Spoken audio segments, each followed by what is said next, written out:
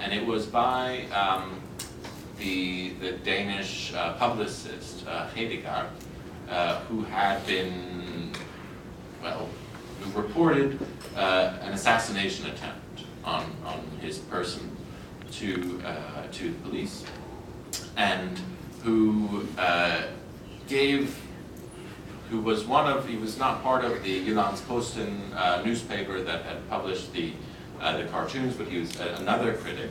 And he gave a speech to a free speech association in the Danish parliament at the end of February. And he said something to the effect of, "I don't have any problem with Muslims, it's the Islamic religion I have a problem with." And this got a standing ovation in this meeting, which was actually held in the parliament. And that's really an increasingly common view, right? Well, of course, and you have to really twist your brain to not be reminded of the 1930s when you hear things like that, because it's such a totalizing view of this enemy among us. So Islam critique, I think, has shifted from being an impulse to safeguard the neutrality of the public sphere. And here there were some, I think, fair arguments to be made about, well, it's not about targeting Islam, it's about how much religion we want in our public life. It's not about headscarves, it's about all head coverings, right? It's not about dietary requirements for Muslims, it's that we want everyone to share in a common experience growing up in school or going on school trips together without having to worry about religious restrictions and the like. But it's gone from being this concern over preserving neutrality towards something like a basic dubiousness about Islamic practices in general, right? And this is what I think you can sense in that comment by Hedegaard, right? It's not Muslims I have a problem with, it's the Islamic religion. And so we've seen this slippery slope, sort of unfold before us, right? It started with legislation targeting headscarves, it moved on to legislation targeting burqas, it moved on to legislation targeting ritual animal slaughter for halal purposes, it moved on to targeting circumcision as a religious ritual, right? And so what might have been an honest discussion about, well, what's the place of religion in the public sphere, it became very quickly, well, I don't like the way you torture your baby boys after they're born, right? And so the discussion sort of, again, went off the rails from some place that I think was reasonable enough to some place that becomes less and less reasonable and less conducive to social peace, frankly.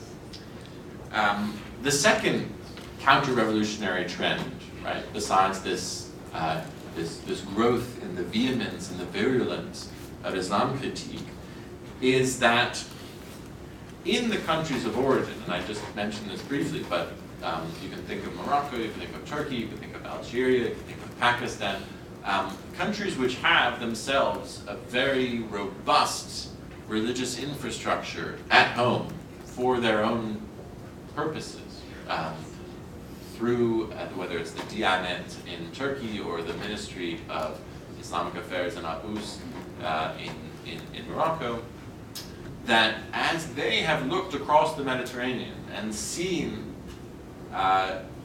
these Western European countries gradually reaching out and incorporating Muslim leadership and incorporating Muslim religious concerns into state-church relations, that they, rather than being satisfied with this development, have themselves started to engage in, and I don't know exactly how to characterize the behavior or the trend yet, but they seem to be engaging in somewhat counterproductive behavior themselves, right? Because they're not entirely satisfied with the fact that there now exists an Islam Council in country X, Y, or Z, but rather they want to still keep their hold on Turkish Islam in Europe, or keep their hold on Moroccan Islam in Europe, or keep their hold on Algerian Islam in Europe. And this can be for a variety of very, very complicated reasons, having to do either with internal national politics at home. It can have to do with the fear of Shia Islam sweeping across North Africa could have to do with the fear of Wahhabi Islam creeping into the void that was left in Western Europe for decades before there were enough mosques, before there were enough imams. But whatever the reasons are, the reality is that we see this enormous increase in religious bureaucracies in the countries of origin, which are explicitly oriented towards the Muslim origin European citizens. Right? And this is an interesting development. It's not entirely separate from the first development that I mentioned of the rooting of Islam in institutions. The fact is that European countries, even if they would like to build a mosque, even if they would like to train imams, even if they would like to conduct religious education, they don't necessarily have the know-how how to do it. Right? And so they need advice, and they need advice from people who do these things on a regular basis. And who does these things on a regular basis? Well, ministries for Islamic affairs do. And so there's a certain cooperative element to this. And this reflects, of course, perhaps a bit of insecurity about whether or not European governments or any local authorities in Europe can really manage to do this on their own, just with their own local Muslim groups. And there's a great skepticism and a great insecurity that that is in fact possible. And the result is that we see a continued reliance or even a reversion to the status quo ante of basically calling up the ambassador of the country of origin and saying, listen, you know, we're going to need X number of imams for Ramadan because, you know, we have all these communities that are left without leadership, and so, you know, you'll fly in 250 imams during Ramadan, or you'll fly in the case of Turkey, there are now, I think, 1,800 teachers of Turkish language who are brought in from the Turkish Education Ministry for Turkish origin children in Europe. And this is, of course, not a bad thing in itself. The curriculum and the training that the personnel receives now before leaving Ankara or before leaving Rabat is very different than whatever happened in the 80s or 90s when there was no training and no supplementary education. They were just sent here and said, you know, told to manage. But even though the offering is more adapted to the European context and to, you know, the second, third, fourth generation of young European Muslims, the reality is that it stands somewhat in contradiction with the stated goal of Europeanizing or Frenchifying or Dutchifying or Anglicizing or whatever you know, adjective you want to use to describe the process of making Islam a more local and localized experience. And so in my view, these two counter-revolutionary trends, the criticism of Islam per se, and the huge increase in exported Islam across the Mediterranean into Western Europe, both interfere with this process that I've been trying to describe as emancipation. Right? Emancipation is a strange word. It's sort of a word that I've fished out of the 19th century and I'm trying to revive for this purpose. And I like the word because integration to me it stopped making sense a while ago as the right word to use for these discussions. How do you talk about integration when you're dealing with a population that knows effectively Europe and nothing else, right? If you're born here, if you're raised here, if you speak the language, if you don't speak your parents' language, if you don't know your parents' country of origin, you know, how can you be asked to integrate? You are of this place. You know, it doesn't make logical sense to me. The other word that comes up a lot, obviously, is assimilation. That is not entirely helpful either, because it sounds to most people, like, well, okay, if you leave your headscarf at the door and if you agree not to insist on special food and, your special requirements, then, welcome to our society.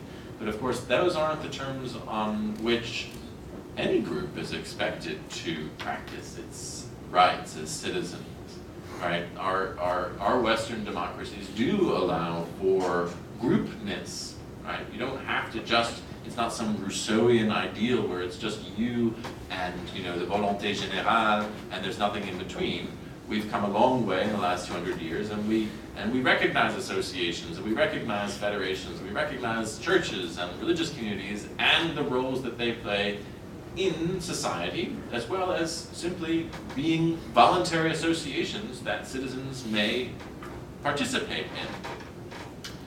So what I mean by emancipation is this 19th century sort of European sense of the term, which is to say the mass entry, so the mass entry of a previously excluded group into the rule of law, right, with full rights and obligations as citizens, including the right to have not just your individual identity, right, as a citizen of France, as a citizen of Belgium, a citizen of the Netherlands, but as a citizen with a religious belonging, and a religious belonging that is recognized in an egalitarian fashion with other religious belongings, right? So not talking about special regimes or special rights.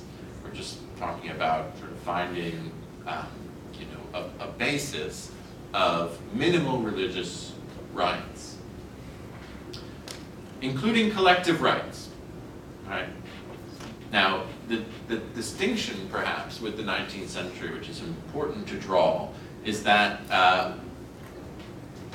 initially, when the Jews were emancipated, for example, in Piedmont in the mid-19th century, in northwestern Italy, there was an agreement that Jews would have, rights as the citizens of a future Italian kingdom, but in fact, all Jews were required to be a member of the Jewish community. So that's what you would call an ascriptive sense of belonging, right? Which is not the same thing as emancipation, right? Because it's not emancipation if you don't have the choice of whether or not to belong to your community. That's one of the beauties of modern citizenship, right? The beauties of the French having abolished feudalism and, of the Ancien Regime being well behind us, is that you may, if you like, be a part of a secondary group, but you are not obliged to, right?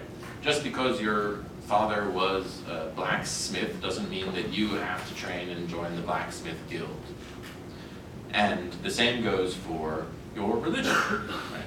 So this is meant to be a two-edged sword, which is religion friendly in the sense that it's religion tolerant, but it's not only about religion, right? It's not obligatory religious belonging, but it's the option of religious belonging. So emancipation, in the way that I'm using it, means becoming subject to the rule of law.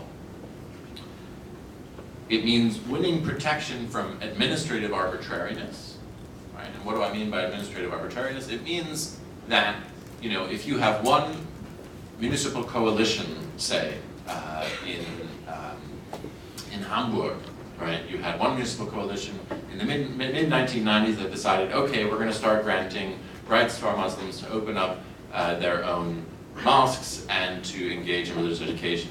And then there was an election.